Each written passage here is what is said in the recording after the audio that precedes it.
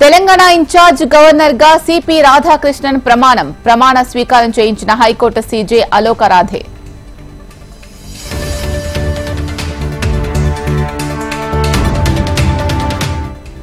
లోక్సభ ఎన్నికల తొలి విడత నోటిఫికేషన్ విడుదల. తొలి విడతలో 102 లోక్సభ స్థానాలకు ఎన్నికలు. మేమంతా సిద్ధం పేరుతో ఎన్నికల సంగ్రామంలోకి వైసీపీ. 21 జిల్లాలో పార్టీ అధినేత వైఎస్ జగన్ బస్సు యాత్ర. సీఎం గారు రైతులంటే మీకెందుకు చిన్నచూపు?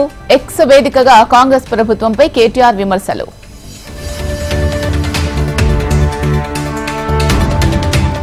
నాలుగో రోజు కవితను విచారిస్తున్న ఈడీ. అరెస్టుపై సుప్రీంకోర్టులో కవిత మరో పిటిషన్.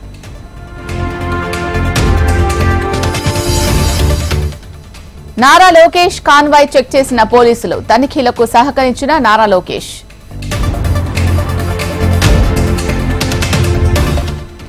ఉమ్మడి మహబూబ్ నగర్ జిల్లాలో బీఆర్ఎస్ కు షాక్. కాంగ్రెస్ లోకి మహబూబ్ నగర్ జెడ్పీ చైర్పర్సన్ స్వర్ణ సుధాకర్ రెడ్డి.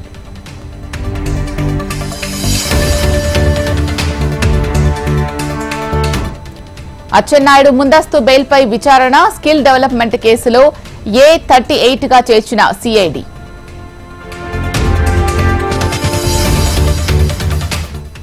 జనసేన అధినేత పవన్ కళ్యాణ్ కీలక ప్రకటన. కాకినాడ ఎంపీగా ఉదయ్ పోటీ చేస్తారన్న పవన్.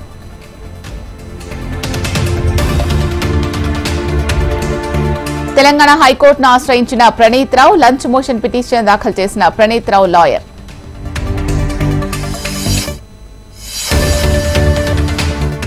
ఉమ్మడి ప్రకాశం జిల్లాలో రాజకీయ పోరు హోరు. అభ్యర్థులను ప్రకటనతో ప్రచారంపై కన్నేసిన పార్టీలు.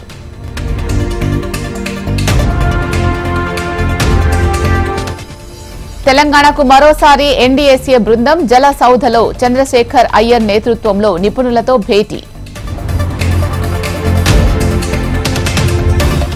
ఉమ్మడి శ్రీకాకుళం జిల్లాలో భారీ వర్షం. అకాల వర్షంతో అన్నదాతల ఆందోళన. స్టార్టప్ కంపెనీలకు ఎంతో ప్రోత్సాహం అందిస్తున్నాం. ప్రపంచంలోనే 3వ అతిపెద్ద స్టార్టప్ ఎకోసిస్టమ్ భారత్లో ఉంది అన్న మోడీ.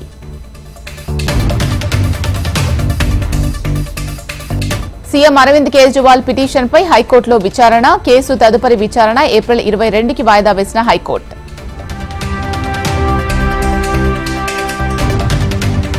కాలుష్య రాజధానిగా ఢిల్లీ. ప్రపంచ వాయు నాణ్యతా నివేదిక వెల్లడి.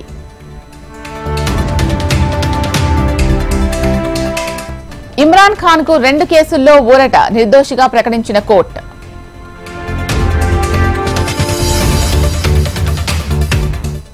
H1B రిజిస్ట్రేషన్ కు ఆఖరు తేదీ మార్చి 22.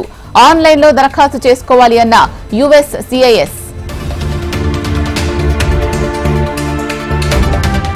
పాక్ రాజకీయాల్లోకి ఆసిఫా భుట్టో. ఉప ఎన్నికల్లో పోటీ చేయాలని నిర్ణయం.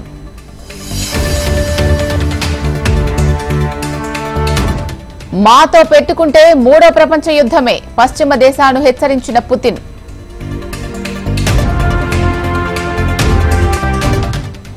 ఈ నెల 22 నుంచి IPL 2024 సీజన్. తొలి మ్యాచ్లో చెన్నైతో తలపడనున్న బెంగళూరు.